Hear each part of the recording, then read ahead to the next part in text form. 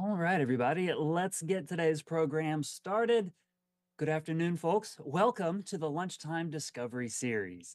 It is good, as always, to be with you for another edition of our program. The Lunchtime Discovery Series is brought to you by the folks in the Office of Environmental Education within the Department of Environmental Quality, and it's hosted and broadcast by us over here at the North Carolina Museum of Natural Sciences, working together to find interesting people doing interesting, cool work out there in the worlds of science, nature, conservation, education, and more, bringing you their stories, insights, and experiences here so that we all have the opportunity to hear, listen, learn, and engage with these cool, smart, interesting people. Glad that you're here today. Thanks for joining us for what is actually the season finale of the Lunchtime Discovery Series, at least for right now. Today marks the final program for this season. We will be back with future Lunchtime Discovery Series programs in September. Now, I know you like to come and hang out here on Wednesdays, so make sure that you've got your calendars marked. Don't forget about us. Make sure you're signed up for the Lunchtime Discovery Series email newsletter. That way, you can get that link in your inbox when it's time come September to come join us for the next season of this really cool and interesting and insightful program. You don't want to miss out. You can do all of that by heading to the Office of Environmental Education's website, eenorthcarolina.org. And as always, you can check out the museum's website, naturalsciences.org, in order to find information on more upcoming programs and events just like this one to fill that hole that's going to be in your heart all summer long. There's going to be a lot of cool stuff going on here at the museum that you can come and be a part of as well. And I'm sure the Environmental Education Office wants you to go check out what they've got happening all summer long too. But let's get into today's program because I'm very excited for it. For a season finale, they decided not to look too far afield. And so we actually found some science and research that happened pretty close to the Museum of Natural Sciences, pretty close to downtown Raleigh. Today's guest is Lauren Willhite. Lauren is a recent graduate from North Carolina State University who did research at NC State's campus and joins me now. Hi, Lauren. Hi, Chris. Thank you for having me and thank you for that wonderful introduction. I guess I'll go ahead and get right into things. Starting with my talk today is on long-term survivorship and species invasion on a restored urban stream. So a good place to start with urban stream restoration would be, what is stream restoration in general? This is essentially just where you reconstruct an entire stream to improve its overall health. And so here on the right-hand side is a photo kind of showing an example of what a degraded stream system can look like. You've got a lot of pollution, a lot of habitat loss, and a lot of flooding. So these streams are just not able to handle what streams should normally be able to handle, essentially. And one thing about stream restoration and that is a very costly thing to do. So you might be wondering why you would even want to do it. So based on this photo and through other things, we can see that by doing stream restoration, you can improve water quality, have better flood control, increase your biodiversity, and a lot of other great things. So it is an important part of mitigation.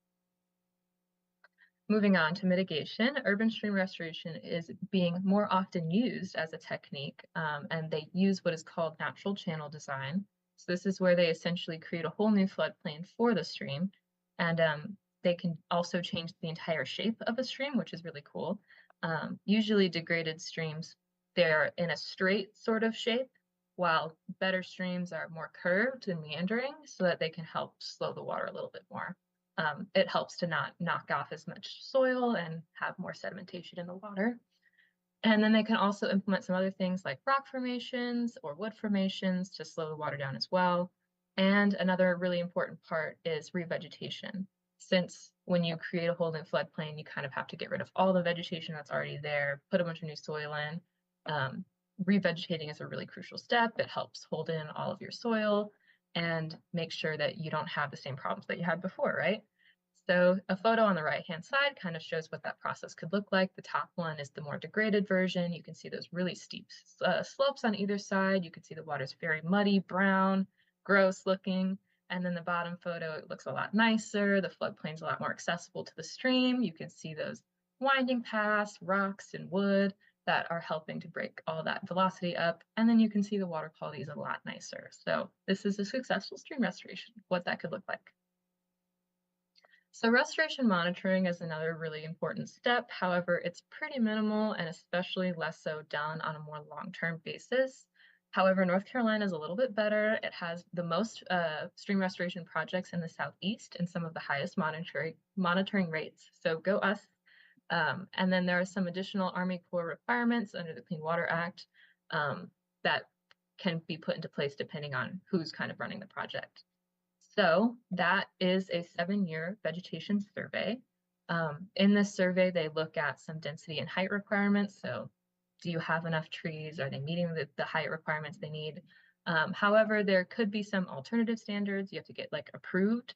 So if you decide, hey, we're going to do revegetation in multiple stages, or we want to come back later and do it again, they might say, okay, we won't hold you to these standards. So there's some leeway. In this stage as well, they do invasive species mapping. So they kind of figure out where their populations are and what species that they are, as well as if it's really out of control, they might require you to remove certain populations. And then if, for whatever reason, you're not meeting these standards, they could extend the time of this period just to make sure that you start hitting your marks. And so this 7-year period could end up being longer. So here's a picture of what that could look like. You can see these tiny little green squares here are where they're doing the vegetation surveys in blocks. And then this yellow hatched area is where they've mapped out some invasive populations in this site. So that's a good example of what that vegetation survey sort of looks like. So you might be wondering, why do we care about this native vegetation? Of course, I know why we care, which is why I'm sharing it with you. So obviously hydrology is super important. We want good water quality, but we can't really achieve that without looking into our vegetation. There's lots of ecosystem services that riparian vegetation, or the vegetation that's right near the stream, provides, such as improved water quality, help to reduce soil erosion, and it also just provides, wildlife habitat, which all of those are great things. So if you want to maximize the benefits of your project, which I assume you do if you're already spending all this money, you want to get all the benefits you can. So to do that, you need to focus a lot on your native vegetation and make sure that you're, doing them properly and making sure that they're doing well. Another aspect, why do we care about invasive species? As long as there's plants, everything should be fine, right? Well, I'm here to tell you no, that is not the case. So to define invasive species, this is any species that are non-native to the ecosystem and can cause economic or environmental harm. So already from the definition, you can tell that these are not great plants to have. And riparian or restoration zones are really at risk for invasion. This is because, when you're ripping up all the soils and getting rid of all the vegetation, there's a lot of disturbance happening. And that's when invasive species are really able to come in. And so you need to be super careful when doing projects like this to make sure that you're not just going to end up with a giant field of invasive species. And some things that they can kind of influence specifically with streams are that they influence some of the stream processes and they can alter plant and invertebrate communities within them. Additionally, you can see in that photo there, all of it's bamboo. So it can create monocultures where it's all just one species. That one species is taking up all the same nutrients, all the same stuff, and it kind of just depletes your soils and doesn't look quite nice. It doesn't allow for all that biodiversity that we really like in ecology. So not great, which is why it's a metric for success, or should be. And then depending on who's conducting the project, it might, after that 7-year period, be subject to what's called long-term management. I put that kind of in quotations because this is really just a period where they annually check it to make sure that all the restrictions in the conservation easement are being upheld. They don't actually really check any water quality or the vegetation. They're just making sure, are we breaking any rules? No, then we're leaving it alone, So there's not a lot of management necessarily done in this stage.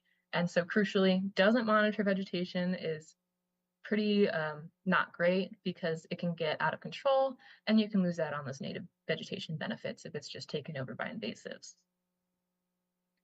So speaking of that, our study site is Rocky Branch. And here This is the history of Rocky Branch. This is a photo of it back in 1914, and you can see all the way in the back behind those little barns out there.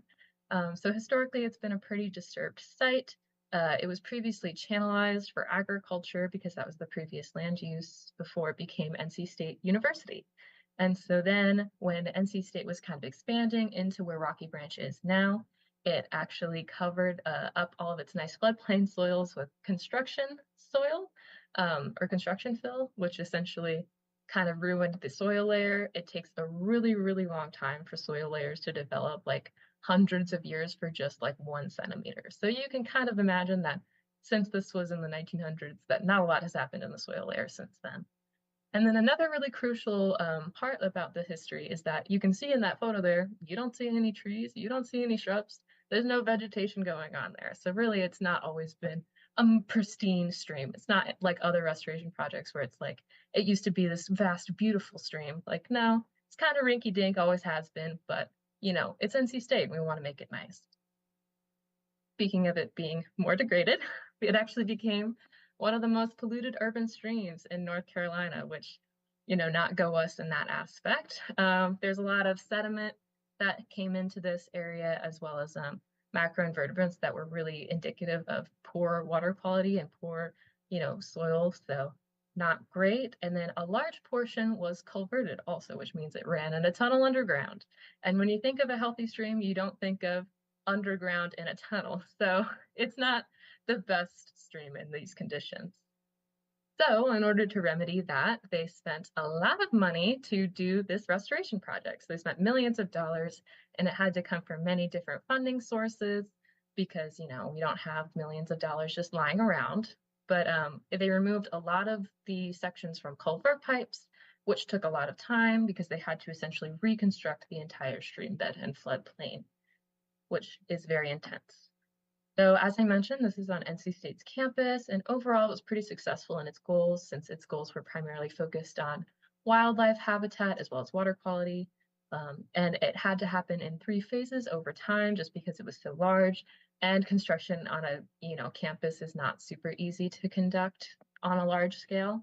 So it happened in 3 phases, and this kind of provides us a unique opportunity to look at a restoration project not only in a more long-term sense, since I mentioned before, they only look at it usually about 7 years out, but also we can see it over time. So here we can see those 3 phases over time. So phase 1 finished up in 2001, phase 2 in 2010, and then phase 3 in 2016. So pretty long time ago in sense of restoration projects as how they go. So, as I mentioned, that 7-year survey was done on Rocky Branch. And for now, I want you to just remember some of these words might not make a lot of sense, but I promise I'll explain them all. Volunteer species were found to outnumber the ones that were planted in this initial survey, and invasive populations were found to be increasing in this initial survey. And these 3 species were the ones that were identified as being the biggest problem. That's kudzu, Japanese stiltgrass, Japanese honeysuckle, and they're all pictured below. These are pretty common invasives, and it makes sense that they were all present. So currently, you can see that there's a lot of tall trees, a lot of thick vegetation. So clearly the vegetation is present, but it's just a matter of what is the composition of this and how successful are these, ecosystem services really being provided. So my overall question is, what is the vegetative success of Rocky Branch's restoration project in terms of planted and invasive species? So why is this important? Might be another question that you're thinking. And this is because it can help to inform other stream restoration projects, kind of knowing, what they should be planting to maximize the benefits, as well as what they should really target for removal in terms of invasive species, which ones are having the largest consequences. And then really understanding what those consequences are for not properly managing sites post-restoration. And then from my literature review, I found some things out. Firstly, it seems that faster growing species tend to do pretty well in restoration projects. And a thing that came up a lot when looking for how to prevent invasive species was this idea of empty niche hypothesis. And I have it pictured on the right-hand side. Kind of the idea is that if there is a vacant niche in a site, the invasive species will come into that area and essentially use whatever is not being used. So the idea for this is you want to plant species that have similar functional traits to the ones that you are trying to prevent. And then lastly, the National Wetland Association has kind of cited a need for older restoration projects to be resampled. So my research is filling that gap, and hopefully more will come in the future. So here are my methods. I did 10-meter long plots from tree line to tree line, and the widths kind of vary just because streams aren't uniform, so they're all going to be different sizes. And then essentially what we did is that in every third plot, we collected a bunch of data. We did a comprehensive species list. We did stem counts for woody species. We typed species into planted, volunteer native, volunteer non-native, and invasive. And I will get more into that in a second. Cover class by strata, so just looking at the tree, shrub, and herb layer, as well as cover class by species for invasive. So I say this word cover class, and that refers to that table down below. And you can see it's a 1 through 9 system, and each number kind of correlates to different percentage ranges. So for example, me and my field assistant would go out and be like, okay, how much of this site is covered by shrubs? 50 to 75, 25 to 50. And so we would kind of just figure that out based on the size of the plot. We also took data in between. As I mentioned, that full comprehensive list was in every third, but we also took some limited data in between those. So that was just presence absence data for planted species only. So we could get a full picture of the survivorship of the planted species that they had done when they revegetated the site. So I keep saying these words. So finally here I'm taking a pause to kind of explain what these words mean. So planted species are specifically ones that were on the planting list. So when they were revegetating Rocky Branch, they knocked out everything that was before. They're like, okay, we got to put something else in. So they had a list of all the different species that they went in and planted. If it was on this list, we typed it as a planted species. Next, for volunteer, these are ones that are native to North Carolina. So they were not planted. So they aren't on that list, but they're still fine. They came into the site from the seed bank, were dispersed there, you know, flying with the little helicopters or however else they might move in. They made it into the site and they're native. Volunteer non-native means that they've come into the site and they're not native to North Carolina. And then invasive, we typed as anything that was on the invasive species list for North Carolina. So the Native Plant Society comes out with a list of all the things that they consider to be invasive. And if it was on there, it was invasive.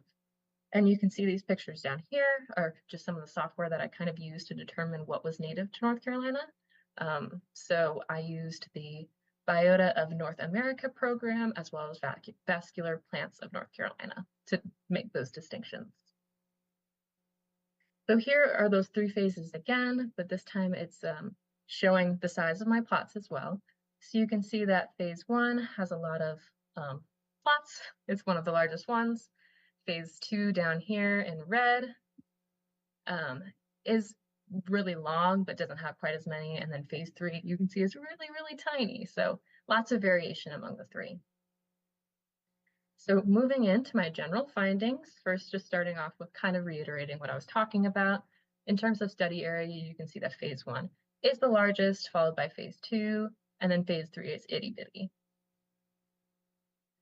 Okay, so here's some general species distribution data, and looking at that based on their types as well as their strata. So looking at invasive, volunteer, volunteer non-native, and planted, as well as vine, herb, shrub, and tree. And we can see some pretty interesting things here. I think firstly, what comes to mind is invasive category. You can see is pretty evenly distributed among the different strata. So there's lots of invasive vines, herbs, shrubs, and trees. They're all coming in. They're all able to come in. They've got that space. And that's kind of similar to what we see for the volunteer non-native as well. Versus with the volunteer and planted, we can see it's kind of got more preference. We can see there's a lot of volunteer herbs. There's a lot of planted trees. So a little bit more or less variety in those. And this is also represented when we look at it across all phases, when it's all lumped together. We can once again see that more even distribution among the invasive and volunteer non-native, while the volunteer is very predominantly herb and tree, and planted is mostly tree in terms of the number of species. Now, this is looking at the stem distributions instead. So this is just the number of number of stems instead of number of species. And we can see, unfortunately, it's very predominantly invasive. About half of every section was comprised of invasives. And overall, we can see that across all phases, about half of the stems are invasive.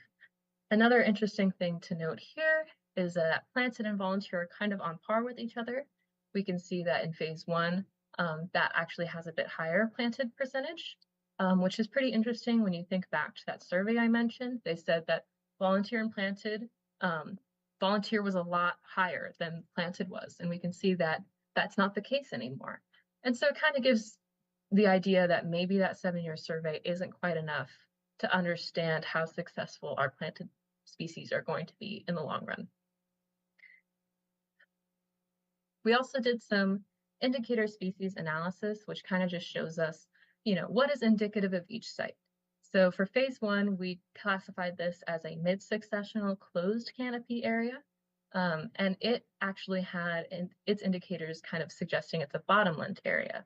So that means that it's pretty wet, but it's not necessarily the species you'd see like right up along the stream. It's not going to be in the wettest conditions. And we can see if you're familiar with any of these, pawpaw, spice bush, water oak, they like those slightly wet conditions. And then we can see that kind of represented in these photos here of phase one. You can see that closed canopy with all those really tall trees. And you can see that there's not necessarily a lot of condensed species right along the stream. It's more evenly distributed. However, for phase two, this is pretty different because its indicator species suggested that they were more floodplain, which means that they really like the wettest conditions. They're really predominantly going to be right up along the stream edge. And so you can see that with species like box elder and river birch. And then you can also see that demonstrated here in these photos, especially the one on the left. You can see just how dense it is right up along the stream. And then in that photo in the middle, you can see that it's a lot flatter. In phase one, it had more of an incline, which allowed for there to be some more drier species, like a little bit more dry compared to fully flat, really wet soils. And then in phase three, there were only 2 indicators. This was an early successional community, and it only had tulip poplar and American elm. And this makes sense because they're both light-seeded, really fast-growing trees. And we can see that kind of demonstrated in these photos as well. There's a lot of trash and disturbance in this area, which we can see on the left, unfortunately. And then in the middle, you can really just see how tiny this little floodplain is. I mean, it's like wall to wall. I could barely walk in some sections. Like it's really small. And then on that photo on the right, you can see some of those early successional trees that popped up real quick.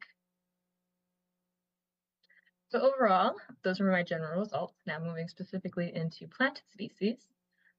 This is the proportion or percent of species that survived within each phase. So in phase one, we had a survival rate of 75%, phase two, 68, and then phase three, 43. So overall, it's pretty good for a restoration project, especially one that's gone on this long. Phase three is a little bit lacking, but I mean, thinking about how tiny that floodplain is, how much disturbance it is, it runs right behind NC State's gym, and it's pretty much in the heart of campus, so it kind of makes sense with all those factors that it might not be performing as well as those other 2 phases. We can also see within each category, so they actually had planting zones. So you can see in phase one, for example, that's live stakes, narrow floodplain, that most of these had pretty high proportions. In that little table down below, it shows that the dark gray is the highest proportion or percentages, while the lighter grays are not as good. And we can see that most of this table is pretty dark gray. So it seems like they chose their species pretty well overall. So this is a big table, and I understand that. I want you to focus on just how many herbaceous species didn't survive from here. So you can see it's mostly herbaceous, and it's kind of intuitively makes sense with the way the succession works, because you have your herbs and it's all sunny and nice while the trees aren't necessarily grown up yet.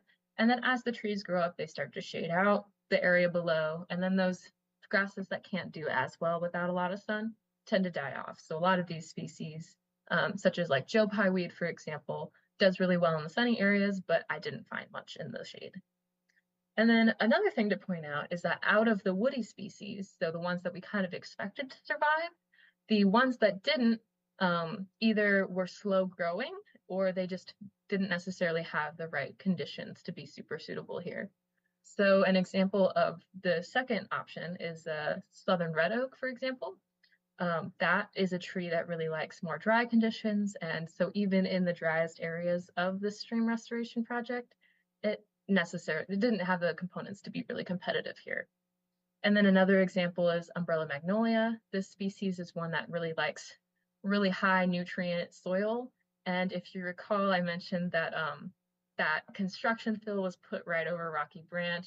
And so we don't have a lot of nutritious soil, and it just wasn't really going to compete well here.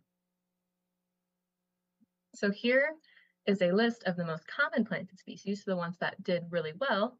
The top table shows it based on stem count, and the bottom is based on importance value or a modified importance value, which just takes into account density as well as, or density and frequency rather than just density.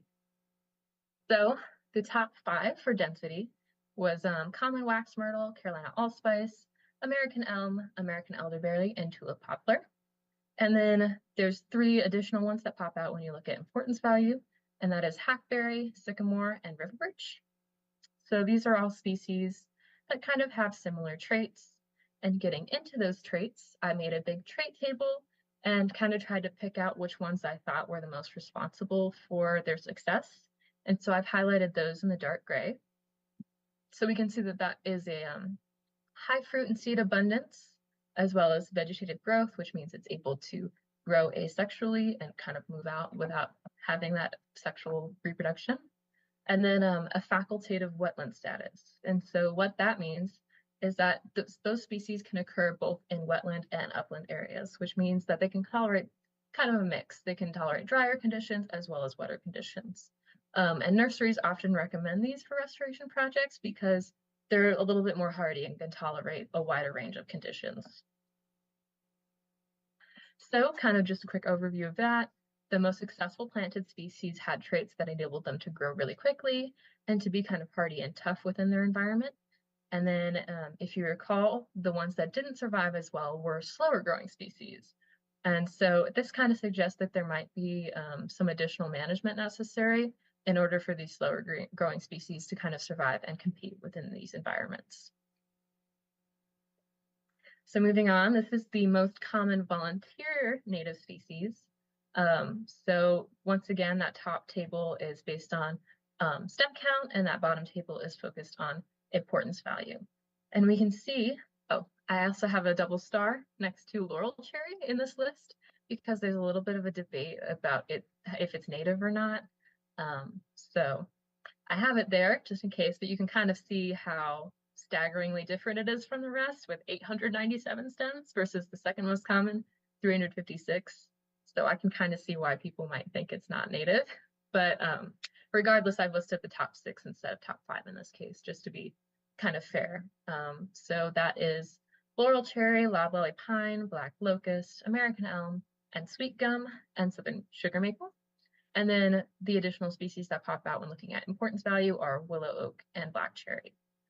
I've boxed out these 2 species, southern sugar maple and willow oak, because the rest of them are kind of common species that you pretty much expect to pop up in your stream restoration sites, while these 2 are not as much. And so I was kind of trying to figure out why they were doing so well. And I found that southern sugar maple does really well and has a high shade tolerance. So I think that it's just really having a good shade shrub layer effect, while willow oak is seen to be a good urban tree.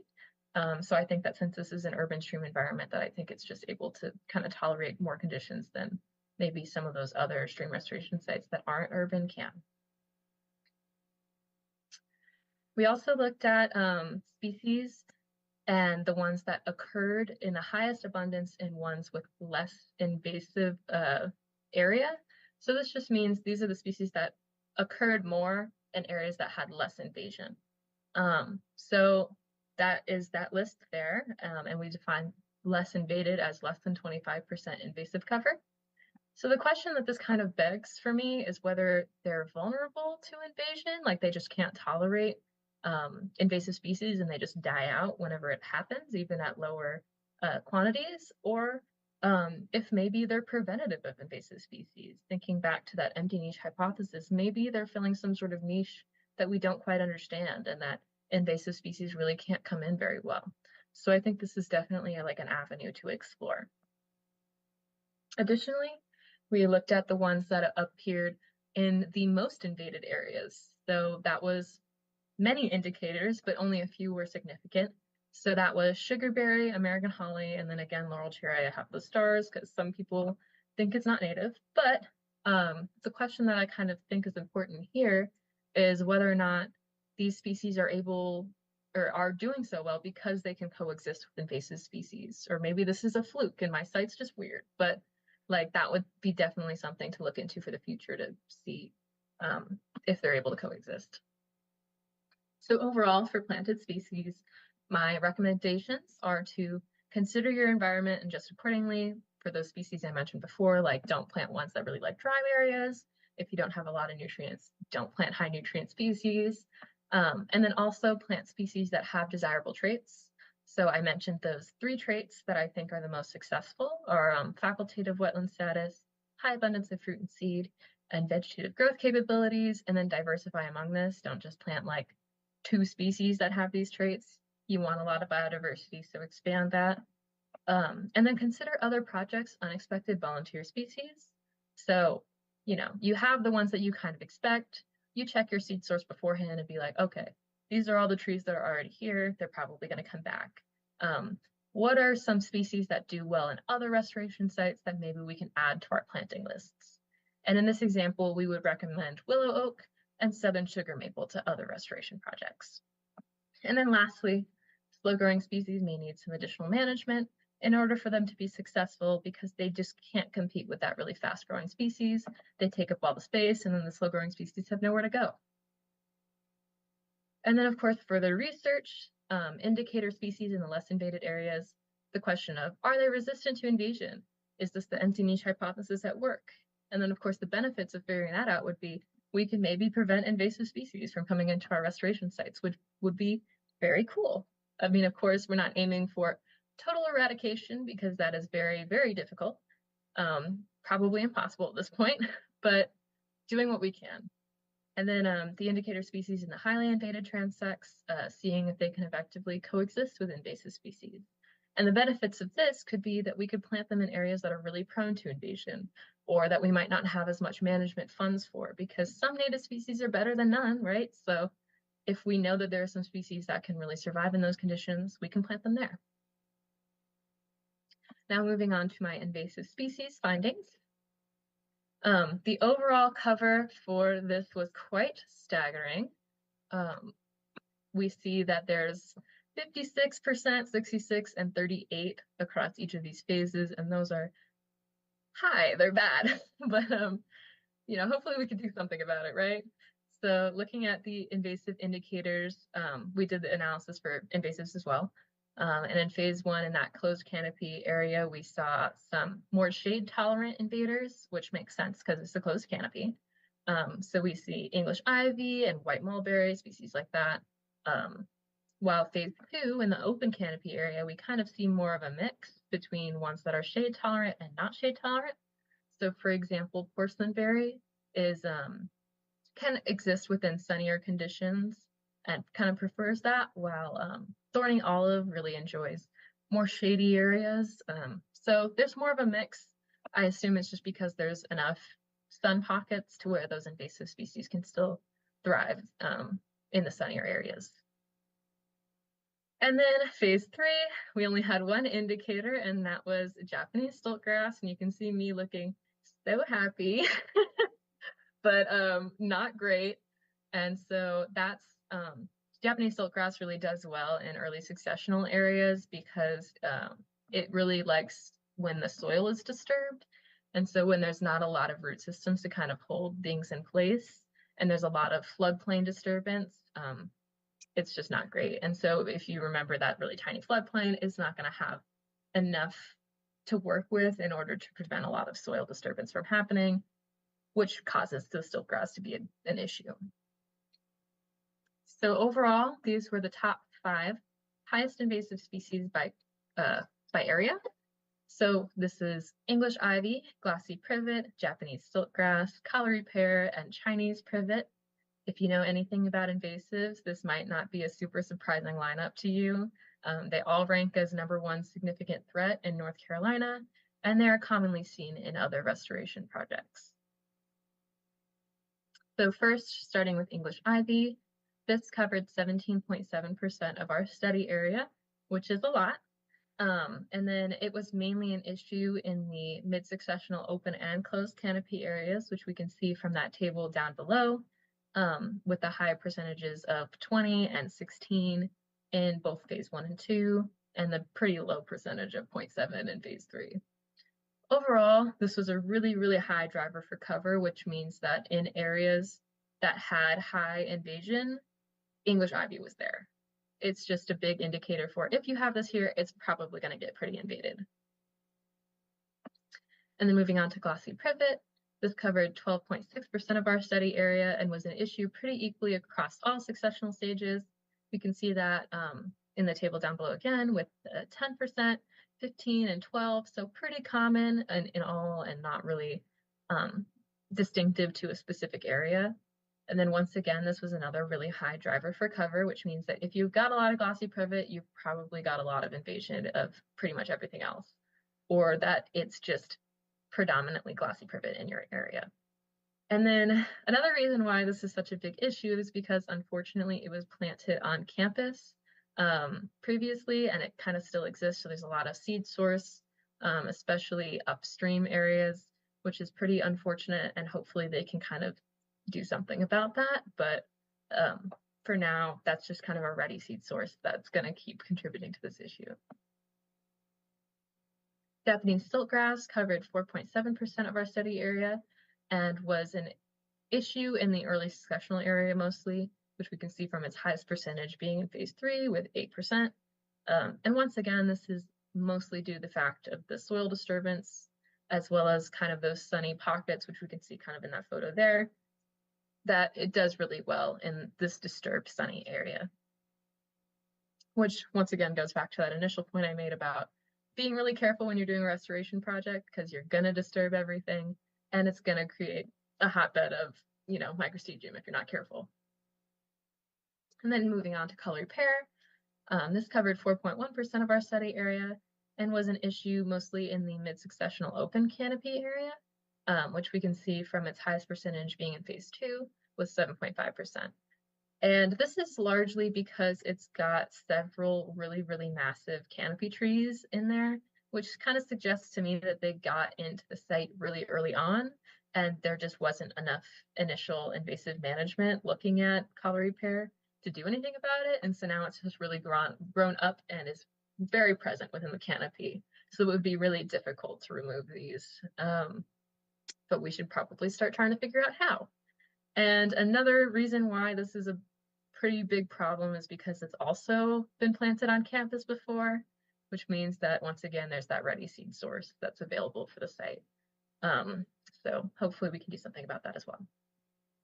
And then lastly, Chinese privet covered 3.3% of our study area and was the biggest issue in our closed canopy area, which can be seen from the highest percentage being in phase 1 with 4.1%. And this is, kind of makes sense because Chinese privet does well in shade and is pretty shade tolerant. So it makes sense it'd do well in our closed canopy phase. So I got some site-specific recommendations for Rocky Branch first, and that would be to remove the highest impact invasives with a bottom-up approach, which this just means to start with the herbaceous layer and move up. So in this case, we'd start with English ivy, then move on to Japanese stiltgrass, Chinese privet, glossy privet, and then lastly with Callery pear with those really tall trees. And this is essentially done because if you remove the upper layer first, you open up a lot of sun patches, and these species that are herbaceous and sun-loving will just pop into the areas that you kind of freed up for them. And so you're losing out on all that space and essentially made not a lot of progress. So usually what we like to do is free up the ground first, and then move up so that we avoid that issue. And then next would be to girdle in areas where soil erosion is a big concern, because obviously a lot of those trees, since some of these take up 12.6% of our study area, that's a lot of root system. That's a lot of soil that needs to be held in place. And so girdling might be a way that we can do that, and that's just to essentially make notches in the trunk, and it'll kill up the top portion, but kind of leave the bottom portion alone. And this is kind of iffy though, however, because you really need to be careful about resprouts. Things are going to pop up from the root systems that are still there. And so it really needs someone to be quite on top of it. But like I said, this can be done in areas that are really concerned about erosion. And then lastly, of course, I highly recommend following it up with revegetation. And that's because, if you free up all this space, it's usually, if you don't fill it up with anything else, just going to have reinvasion happen. It's just going to pop right back up and be like, hey, you missed me? So, you don't want that to happen. And then lastly, NC State has the unique opportunity to engage students, since we're on a campus. And so we can kind of implement this into our curriculum, which has already been done to an extent, but just kind of suggesting more projects that kind of can help move this restoration in a better direction. And then furthermore, there's a beautiful picture of me standing in all this nasty bamboo. And so I would recommend getting rid of it, please, because it is terrible. It's the big problem about this is that it's not necessarily like it spreads super quick, but when it spreads, it's like really, really dense, and it essentially creates monocultures. And so if you want that diversity and you don't want your stuff depleted, you need to get rid of it, because it'll just continue to slowly grow and take over. And it's a really costly thing to remove, is another reason why I think we should hop on it as soon as possible. It's really intense. You have to bulldoze and root rake to remove all the stuff from underground, and then you have to pile it up and burn it. So it's quite difficult to get rid of, which is why you should do it while it's relatively small, rather than waiting for it to get larger and a bigger problem. And then the site outcomes, we're actually already seeing some things happen. We're seeing that glossy privet is being removed, which you can see in that photo down below, which was a beautiful sight to see. So obviously this data is helping land management operations at NC State kind of figure out what they need to be focusing on, because that was kind of the previous issue, is that, like, what do we do? There's just so much happening here that we don't know what we should deal with first. So hopefully there's more to come in that aspect, and I believe that they're making some additional moves specifically on English Ivy next. And then also talking about English Ivy, the students at NC State are implementing a project in the future for the introductory environmental sciences class to do an English Ivy removal. And this has some limitations. We can't arm, 300 students with herbicide or 300 students with giant mechanical tools, but it'll still make an impact, and we can still, utilize them to the best we can. And then moving on to my overall restoration recommendations.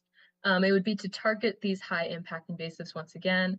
Really make sure that you set aside your resources early on in the project to deal with invasives, because you're going to need some money and resources to do it. Be aware of your seed sources, and if you can, get rid of them. But if you can't, just really know where you're going to have your biggest issues and be ready to deal with it. And then initial management is really, really crucial. Across all three phases, we could see that invasives took up half. And so it kind of shows that no matter, like, if you don't deal with it early on, it's just going to keep growing with your community, and it's always just going to kind of be present. So if you manage initially, though, however, it can kind of help to mitigate that a little bit. And then if it gets out of control, I would recommend, once again, that bottom-up removal, starting with the herbaceous species and moving up. And then I also had some additional invasives that you could focus on, kind of based on your stage of the project, as well as, if you happen to have more funds, I would highly recommend attacking these. So in the closed canopy area, white mulberry and a more honeysuckle, and in the open canopy areas, boysenberry, thorny olive, and Japanese knotweed are high impact species. So be on the lookout for those as well. And then just some overall conclusions to wrap up. Plant species with the traits I identified. Reiterating once again, that's the facultative wetland status, high abundance of fruit and seed, and vegetative growth capabilities. Dedicate your resources to really manage those high impact invasives. And then very, very crucially, add vegetation to long-term management. I think that this should be implemented in all restoration and not just specific projects that it's, entitled to be. But you really need to manage your vegetation in the long term, because 7 years is not a long time for a plant community, and you're just not really giving enough time for it to develop. And I know that the Division of Mitigation Services here in North Carolina has kind of considered adding this, so I think that people should start to take steps in that direction with them as well. The recommended amount of time to kind of look at a plant community like this is about 25 years, which is a long time, but this allows for the community to establish, and any of the invasion that kind of occurs after that point is just a little bit less destabilizing, because at least they have a plant community kind of already there filling up a lot of the space, and it's not going to be, half the invasive species composition that we see at Rocky Branch today. However, at this point, you should still, like I said, also be still on your feet, on your toes. Shade tolerant invaders are still present and can still come into your site after 25 years. So if possible, I would still recommend, mitigation after that 25-year point. And then at this point, I'd like to just take a moment to acknowledge everyone that helped me do this research. My advisor, Dr. Steph Jeffries, and my committee members, Dr. Barbara Dahl. She's like the mother of this project at Rocky Branch. She kind of was the one pulling all the funding together. So it was really awesome to have her as a part of my committee. And then Dr. Gary Blank, my undergraduate assistant, Kaya Roselle helped me a lot with the data collection, so shout out to her. And then Dr. Jody Forrester helped me a lot with the statistics. And then lastly, the Shin grant with the Native Plant Society provided me with funding in order to pay my lovely assistant to help me. So that was wonderful. And then, of course, thank you to NC State for allowing me to do my research here. And thank you to the museum for letting me share it. And with that, does anybody have any questions? Fantastic stuff. Lauren, excellent work. Great big round of applause for you.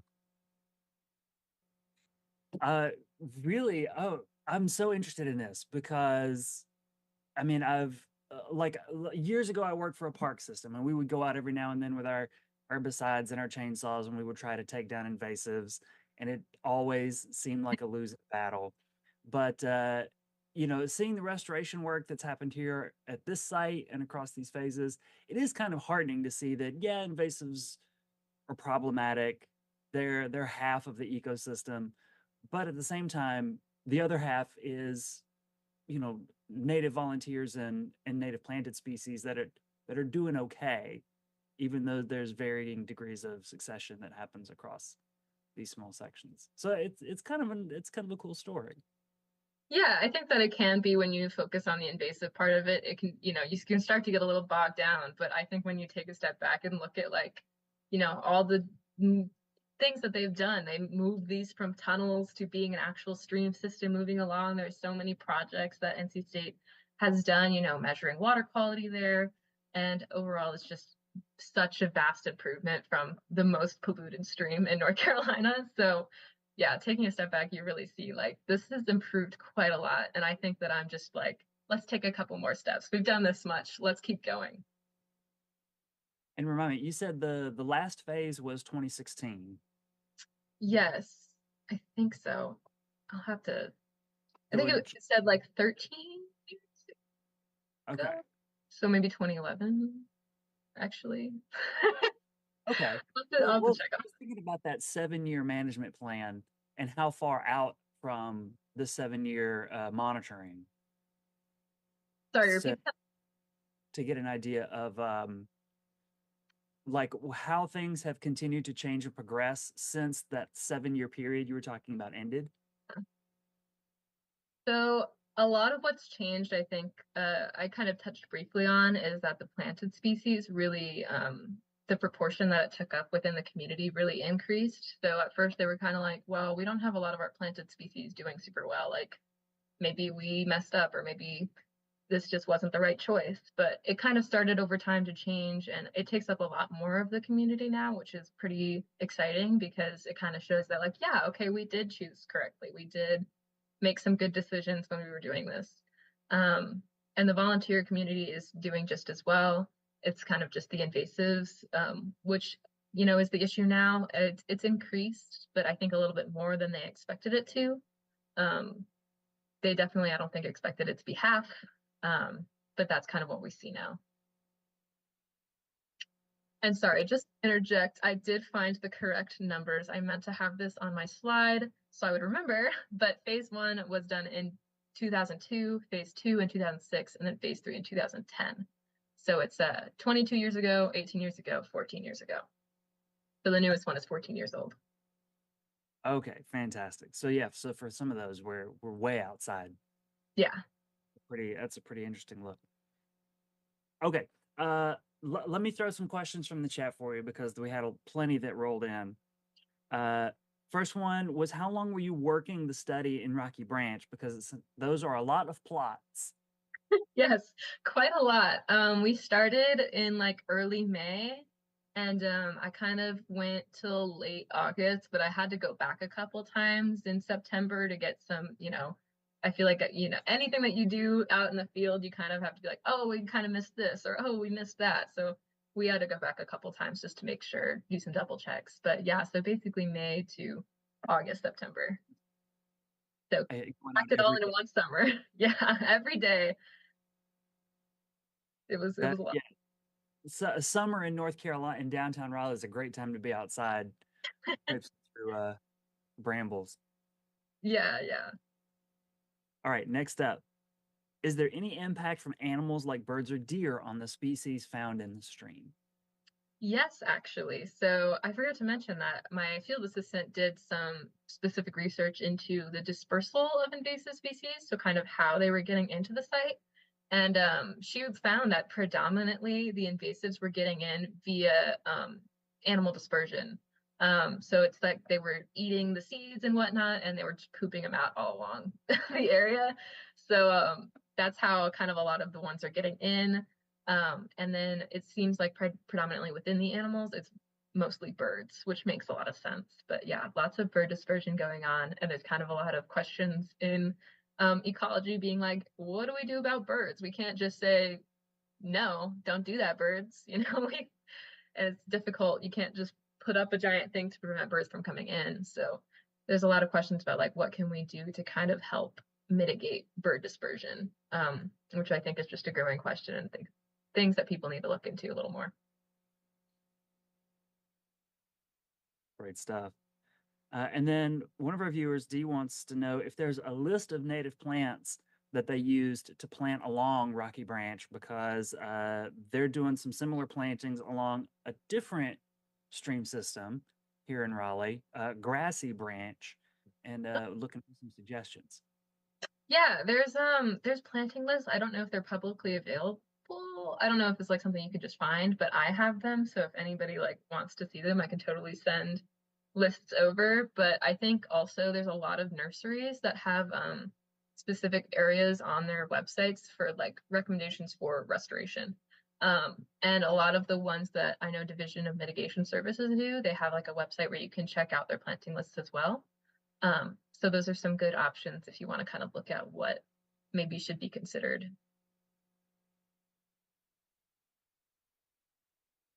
I'm curious how NC State and the folks who did this restoration look back on it, what they think about it, what benefits they were hoping to get out of it by doing the restoration.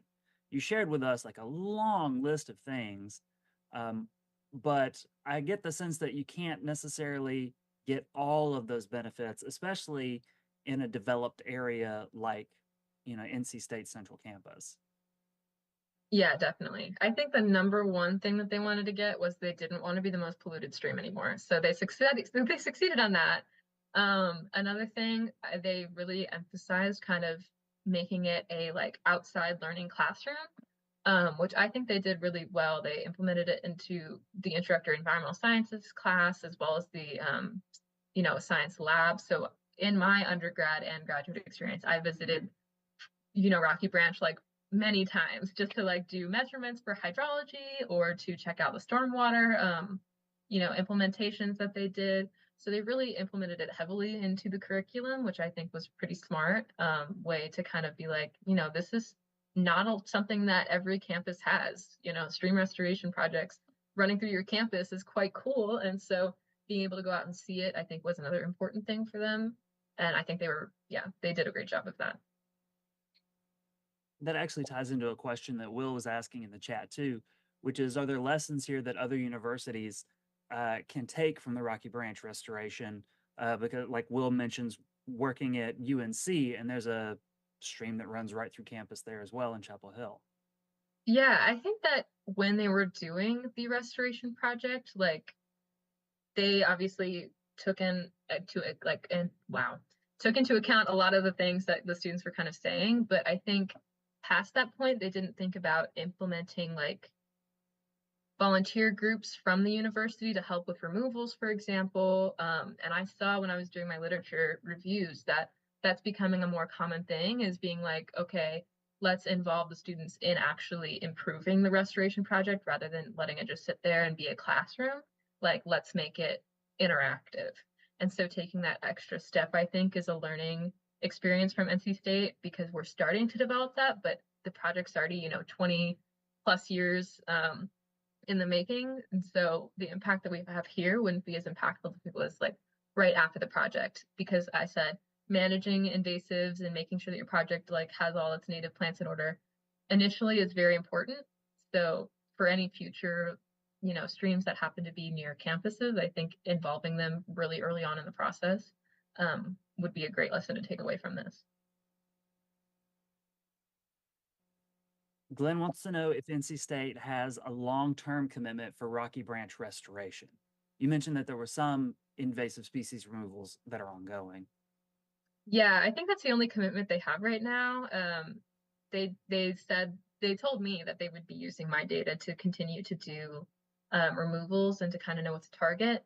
And from what I understand, my advisor is planning on trying to make this sort of thesis work more clockwork, I guess. So making sure that we're checking in more often and using student projects and research to make sure that we kind of stay on top of it and make sure that my, data and stuff that I've collected don't just, end up not being used at all ever again.